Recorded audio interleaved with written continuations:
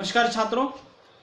पिछले लेक्चर तक हम हमारे पाठ्यक्रम में लगाई हुई बहू की विदा, ये एकांकी जिसको विनोद रस्तोगी जी ने लिखा है, इसकी कथा वस्तु को हमने विस्तार से देखा है और इसमें प्रस्तुत संवादों के माध्यम से ये एकांकी किस प्रकार पारिवारिक समस्या को हमारे सामने लाती है। और इस एकांकी में लेखक ने दहेज जैसी कुप्रथा के बारे में किस प्रकार जिक्र किया है, इसका हमने वर्णन या उसके माध्यम से या उन पात्रों के माध्यम से वो सभी बातें देखी है।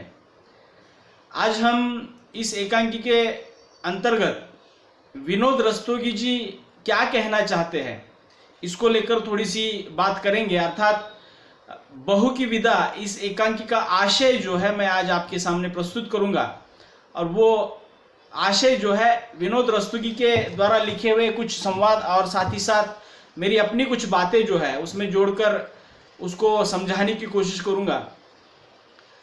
सबसे पहले इस रचना का या इस एकांकी का जो शीर्षक है या ये जो नाम है बहू की विदा, सही मायने में यह नाम जो है इस एकांकी के लिए सार्थक साबित होता है।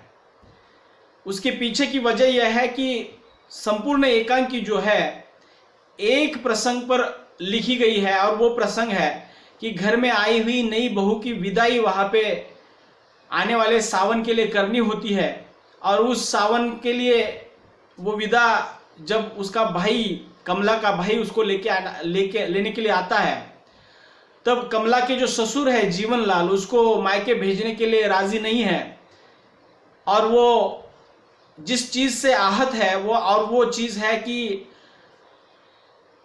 कमला के घर वालों ने या प्रमोद के जो घर वाले हैं, प्रमोद जो है कमला का भाई है, प्रमोद के घर वालों ने दहेज के रूप में वो पूरी रकम जो है जीवनलाल को नहीं दी थी। इस वजह से जीवनलाल नाराज है और उस नाराजगी को दूर करने के लिए वो चाहते हैं कि बची हुई रकम 5,000 रुपये जो है हमें लाकर दे और तभी जाकर मायके का पहला सावन जो है कमला को तुम वहां लेके जाओ, देखने के लिए लेके जाओ। अब ये विदाई को लेकर या बहू का विदा होना एक प्रकार से हमारे सामाजिक या हमारी संस्कृति की एक प्रथा है, समाज की प्रथा है कि जब कोई नई नवेली दुल्हन ससुराल जाती है और ससुराल जाने के बाद जब पहली बार उसको मायके आना होता है तो उसको लाने के लिए उसका भाई विशेषता उसको लाने के लिए जाता है। और ऐसे संस्कार या ऐसी प्रथाएं जो है हमारे समाज में मौजूद है। जब प्रमोद अपनी बहन कमला को लेने के लिए आता है तो उसके ससुर जो है उसको भेजने के लिए तैयार नहीं है। तो बहू की विदा ये जो शीर्षक है, मुझे लगता है कि इस शीर्षक में ही लगभग सभी एकांकी जो है मिलजुल कर प्रस्तुत होती है। अर्थात बहू की विदा एक प्रसंग है और उस प्रसंग में आखिर क्या हुआ, इस प्रश्न का उत्तर ढूंढने के लिए एकांकी जो पाठक है वो भी इस एकांकी को बड़ी रुचि के साथ पढ़ते हैं और जैसे जैसे एकांकी आगे बढ़ती है, जैसे जैसे संवाद आगे बढ़ते हैं, वैसे वैसे एकांकी की एक एक परत जो है वहाँ पे खुलती रहती है और किस प्रकार विनोद रस्तोगी जो है अपने प्रतिभा के बल पर वो सभी घटनाक्रम जो है वहाँ पे प्रस्तुत करते हैं और साथ ही साथ इस एकांकी के माध्यम से जो संदेश देना चाहते हैं उस संदेश को देने में वो पूर्णतः सफल हुए हैं। ये हुई शीर्षक की सार्थकता की बात। अब हम इस एकांकी का जो आशय है उसको थोड़ा सा हम देखेंगे। देखिए, यहाँ पे हमारे समाज में या हमारे पूर्वजों में एक कहावत जो है बहुत प्रचलित है, जैसी करनी वैसी भरनी। आप जानते होंगे, अर्थात आप जो भी कुछ करते हैं बिल्कुल प्रतिक्रिया के तौर पर या बिल्कुल रिटर्न के तौर पर आपको वैसा ही मिलता है या वैसा ही प्राप्त होता है।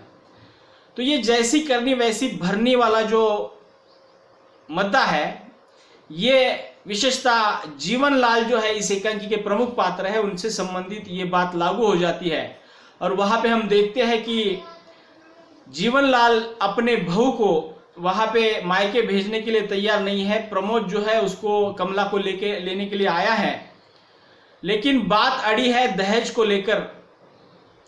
बात दहेज को लेकर अड़ी थी और वो ससुर जो है जीवनलाल उसी बात को लेकर नाराज है और आए हुए कमला के भाई को वो स्पष्ट रूप से अपमानित करते हुए कहते हैं कि मैं तुम्हारी बहन को मायके नहीं भेजूंगा, अर्थात पहला सावन वो मायके जाकर नहीं देखेगी। अगर तुम्हें उसको मायके लेके जाना है तो दहेज के रूप में तुमने जो आपूर्ति की है या बीच बिरादरी में हमारी जो इज्जत चली गई है, इस हमारे ऊपर जो चोट हुई है उसका मरहम के तौर पर तुम्हें 5,000 रुपये मेरे हथेली पर रखने होंगे, तभी जाकर तुम अपनी बहन को यहां से लेके जा सकते हो। अब प्रमोद के घर की हालात कमला भी जानती है, प्रमोद भी जानता है। प्रमोद जो है विनती करते करते बाबूजी को या जीवनलाल को समझाने की कोशिश करता है, लेकिन जीवनलाल जो है अपनी जिद पर अड़े हुए हैं। वो सिर्फ यही रट लगाए हुए है कि 5,000 रुपये मरहम के तौर पर मेरे हथेली पर रख दो और अपनी बहन को पहले सावन के लिए मायके लेके जाओ। लेकिन प्रमोद के पास बिल्कुल भी पैसे नहीं है। वो विनती करता है, बाबूजी नहीं मानते, जीवनलाल नहीं मानते। फिर बीच में उसकी सासू माँ आ जाती है, कमला की सासू माँ आ जाती है और आखिरी समय अपनी बहन को मिलने की इजाजत वो मांगता है कि मैं बहन से जाते समय मिल सकता हूं क्या। तब जीवनलाल उसको मिलने के लिए हाँ भरते हैं और बहन भाई के बीच में जो संवाद चल रहा है उस संवाद के भीतर भी बहुत सारी बातें वहां पे खुलकर सामने आती है कि भाई जो है अपनी बहन को निहत्ते वहां से जाने के लिए तैयार नहीं है, मतलब बहन को लेके जाने के लिए ही तैयार है, लेकिन बाबूजी की मनाही के कारण वो ऐसा कर नहीं पा रहा है। तो ऐसे समय में वो अपने बहन से बात करता है। प्रमोद कहता है कि मैं तुम्हें अगली बार जब आऊँगा तो निश्चित ही तुम्हें यहाँ से लेके जाऊँगा और बाबूजी का जो मरहम है 5,000 रुपये के दहेज जो है मैं उनको देकर तुम्हें यहाँ से विदा करूँगा। लेकिन बहन पूछती है घर के हालात, वो जानते कि अभी अभी शादी हुई है, घर में पैसे नहीं है, दहेज में और बिरादरी के वो जो कुछ शादी में जो वस्तुएं दी जाती है या मेहमानों की खातिरदारी में बहुत सारा खर्च वहाँ पे हुआ होता है। कमला जानती है कि घर के हालात क्या है, तो कमला उसको पूछते कि तुम कहाँ से लाओगे इतने सारे पैसे। तो वहाँ पे प्रमोद कहता है कि अपना जो घर है वो कम से कम उसको 7-8 हज़ार तो अपने आप मिल जाएंगे, उसमें से 5,000 रुपये मैं बाबूजी को दे दूंगा और बाकी रुपए जो है, बाकी जो खर्चा पड़ा है उसको मैं खर्च करूंगा। तब भाई की ये बात सुनकर कमला को बहुत दुख होता है कि अपना भाई जो है अपना खुद का घर बेचकर अपने बहन को सुख देना चाहता है, लेकिन कमला को वो सब मंजूर नहीं है। वो भाई को मना करती है कि मैं यहीं पर ही रह लूंगी, एक बार मायके नहीं आऊंगी तो कुछ फर्क नहीं होगा। इस बार का सावन मैं अपनी ननन जो है गौरी यहाँ पे आने वाली है, ये गौरी भी मेरे सखी सहेली जैसी है, उसके साथ मैं ये सावन मना लूंगी, तुम्हें घर बेचने की जरूरत नहीं है। तो बीच में वो एक बात कह देती है कि बाबूजी थोड़े से जिद्दी है और मेरी सासू माँ तो ममता की मूर्ति है। जब ये बातचीत चल रही होती है तो वहाँ पे प्रमोद उसको कहता है कि मुझे किसी पर भरोसा नहीं है, मुझे इस घर के लोग सभी एक जैसे लगते हैं, माँ जी सिर्फ दिखावा करती होगी और तुम्हें ऐसा लगता होगा कि ममता की मूर्त है। इसी बीच कमला की सासू माँ जो है वहाँ पे आ जाती है और आते समय थोड़ी बहुत बातें जो है सुन लेती है, और वो जो दिखावे वाली जो बात है वो राजेश्वरी जो है कमला की सासू माँ उसने सुनी होती है, और वो राजेश्वरी आने के बाद पूछ बैठती है कि क्या बहन भाई में चर्चा चल रही है। और सही मायने में कमला की सासू माँ जो राजेश्वरी है वो दिल की बहुत अच्छी है और वो कहती है कि क्या बहन भाई के बीच में दिखावे की बात हो रही है। तब वहां पे प्रमोद कहता है कि कुछ भी ऐसी नहीं बात है, पर कुशल मंगल पूछ रहा था। लेकिन राजेश्वरी ये जानती है कि अब कमला की विदा तो उसके ससुर करने वाले नहीं है, वो किस बात से नाराज है वो जानती है। तो सीधे जो है प्रमोद को कहती है कि कितने रुपए कमला की ससुर ने मांगे हैं।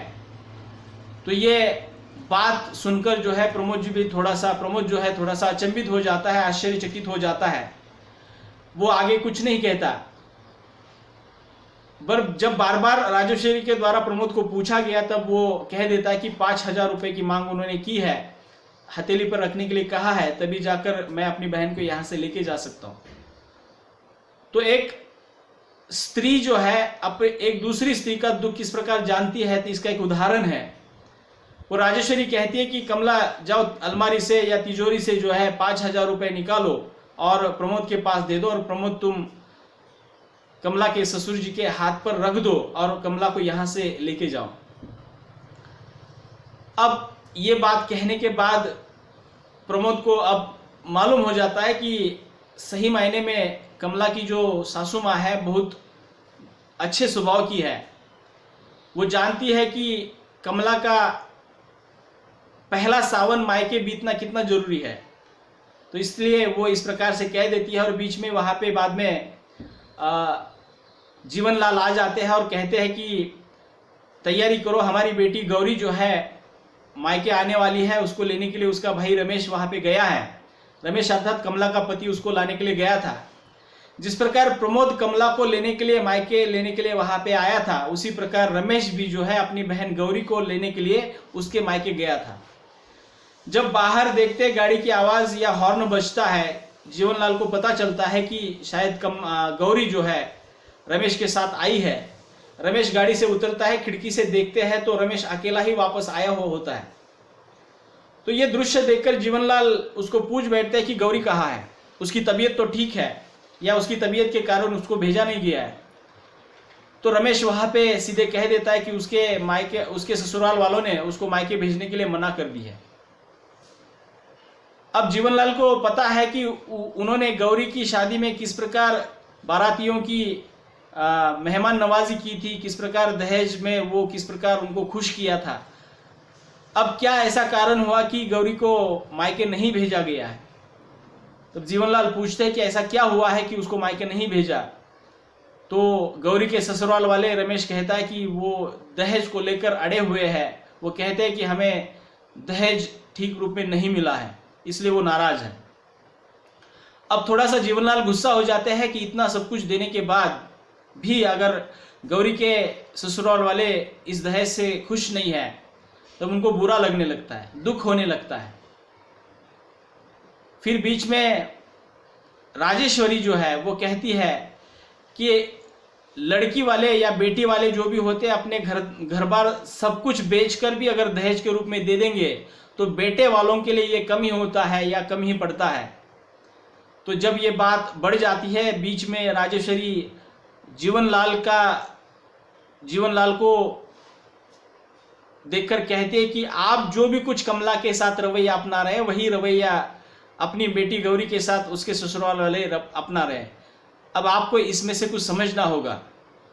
अब धीरे धीरे जीवनलाल को वो सब बातें याद आ रही है या समझ में आ रही है, और वो देख रहे हैं कि किस प्रकार गौरी के न आने से जीवनलाल को, राजेश्वरी को, रमेश को वहां पे दुख हुआ है।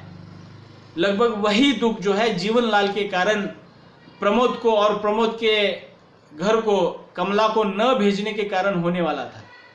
अर्थात जैसी करनी वैसी भरनी के रूप में जीवनलाल के साथ यही प्रसंग जब खड़ा हो जाता है, तब जीवनलाल अपने आप वहां पे कह देते हैं कि मेरी बेटी के न आने से मेरे दिल पर बहुत बड़ी गहरी चोट वहां पे आ गई है। और प्रमोद अब वहां से विदा लेने की कोशिश करता है, बहन को बिना लिए ही वहां से चलने की कोशिश करता है और इजाजत मांगता है बाबूजी को, जीवनलाल को। और इजाजत मांगते समय जीवनलाल उसको ठहराते हैं। और अपनी बेटी गौरी जो है मायके न आने के कारण उनको जो दुख हुआ है, वही दुख अब वो सोच रहे हैं कि प्रमोद के घर वालों को मैं देना नहीं चाहता। अब वहाँ पे वो समझ चुके हैं कि हम जैसा बर्ताव करेंगे वैसे ही हमारे साथ सुलूक वहाँ पे हो जाता है। तो जीवनलाल प्रमोद को कहते हैं कि रुको, तुम्हें अपने बहन को मायके पहले सावन के लिए लेके जाना है। और अपनी पत्नी को राजेश्वरी को कहते हैं कि जाओ बहू के विदाई की तैयारी करो, उसके साथ सभी वो सामान भर दो। अब ये कहने के बाद यहाँ पे एकांकी समाप्त हो जाती है।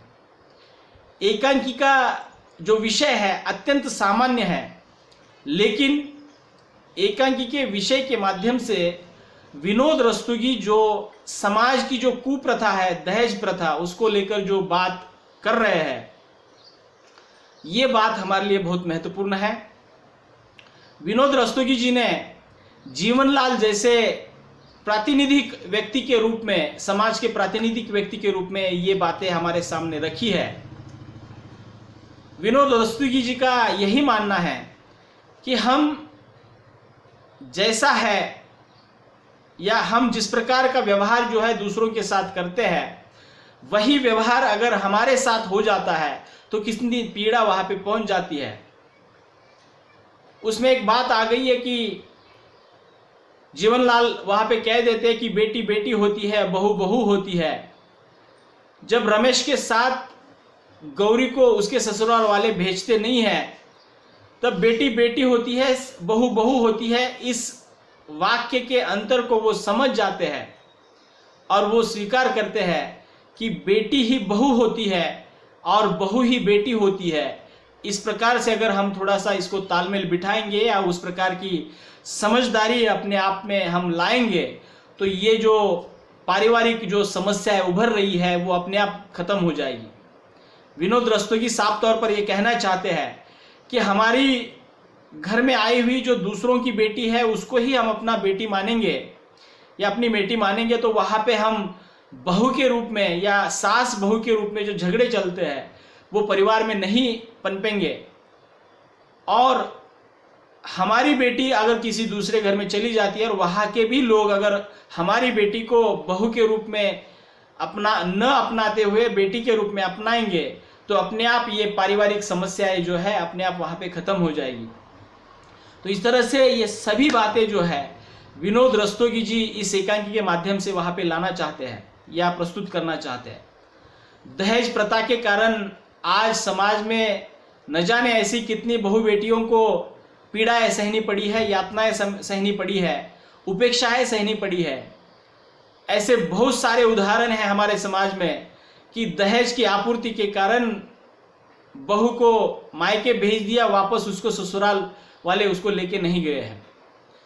अपनी पूरी जिंदगी जो वो लड़की जो है या वो बेटी जो है अपने मायके में गुजार देती है बिना पति के, बिना ससुराल के। अब वो पीड़ा क्या होती होगी, इस प्रकार का दर्द जो है बेटी के माँ बाप जो है किस प्रकार का होता है वो जानते हैं। तो हमारे समाज की ये जो गलतियां हैं, ये जो कुप्रथाएं हैं या कुरीतियां जो है, उसको हमें सोचना होगा और उसके ऊपर जो इलाज के तौर पर ये दहेज प्रथा है उसको हमें समाज से निरस्त करना होगा, उसको हटाना होगा। दहेज जैसी प्रथाओं को हम समाप्त करेंगे तो अपने आप ये पारिवारिक जो झगड़े उभर रहे हैं, हम देखते हैं कि आज समाज में सबसे ज़्यादा मामले जो है न्यायालय में जब आ जाते हैं तो वो तलाक के आ जाते हैं। तो ये मामले भी जो है कम होने पर इसका असर दिखाई देगा। तो विनोद रस्तोगी जी ये कहना चाहते हैं कि अगर हमें समाज को संतुलित बनाना है तो हमें समाज के लिए जो दुष्कर स्थितियां हैं या समाज के लिए जो हानिकारक जो बातें हैं उसके ऊपर हमें गंभीरता से सोचना होगा। समाज का संतुलन परिवार से बनता है। अगर परिवार अगर सुखी है या एक कुटुंब के तौर पर वो आनंदी परिवार अगर वहां पे रहता है तो मान लीजिएगा कि समाज में ये झगड़े वगैरह जो है परिवार में जो उभरते हैं वो कभी सामने नहीं आएंगे, ऐसा विनोद रस्तोगी जी को कहना है। ये बहू की विदा नामक एकांकी जो है संक्षेप में मैं कहना चाहता हूं कि हमारे लिए एक ऐसा उदाहरण है, विशेषतः हम जैसे पढ़े लिखे पाठकों के लिए एक उदाहरण है। अगर हम भी ये विनोद रस्तोगी की बात को स्वीकारेंगे और हमारी शादी में या अपनी शादी में अगर ये दहेज जो है उसको नहीं लेंगे, तो सही मायने में बेटी भले ही वो ससुराल आ जाती है बहू बनकर, लेकिन वो ससुराल में आने के बाद भी वो बेटी बनकर वहाँ पे जीवन जी सकती है। तो ये बातें आसान तरीके से समझाने की कोशिश जो है विनोद रस्तोगी जी कर रहे हैं। हमें इसे यही बोध लेना है या यही पाठ लेना है कि हमें इस दहेज की प्रथा को समाप्त करना है। जितनी जल्दी हम इस दहेज की प्रथा को समाप्त करेंगे उतना ही खुशहाल हमारा समाज बनता जाएगा। आज हम देखते हैं कि बहुत सारे संकट हमारे समाज पर उभरे हुए हैं और ये आपत्ति के रूप में या नैसर्गिक संकट जो आ जाते हैं उसके लिए तो हमारे हाथ में कुछ नहीं है, लेकिन मानव निर्मित जो संकट है या आपत्तियां जो है उसको तो हम अपने सूझबूझ के साथ, सदृढ़ विचारों के साथ उसको कम कर सकते हैं और हमारे समाज को एक सुखी समाज या एक समृद्ध समाज के तौर पर बना सकते हैं। लगभग यही बातें विनोद रस्तोगी जी अपनी एकांकी के माध्यम से यहाँ पे करना चाहते हैं। मुझे लगता है कि आशय के तौर पर जितनी भी बातें मैंने अभी बताई है वो बहू की विदा इस एकांकी के लिए काफ़ी है और मुझे लगता है कि आपको ये समझ में आई होंगी या आप समझ चुके होंगे। अगर नहीं समझ में आती है तो फिर से एक बार इसको सुनने की कोशिश कीजिएगा। अगले लेक्चर में हम नई एकांकी शुरू करेंगे और उसी एकांकी को भी इसी तौर पर वहाँ पे देखने की कोशिश करेंगे। तब तक के लिए रुकते हैं। धन्यवाद।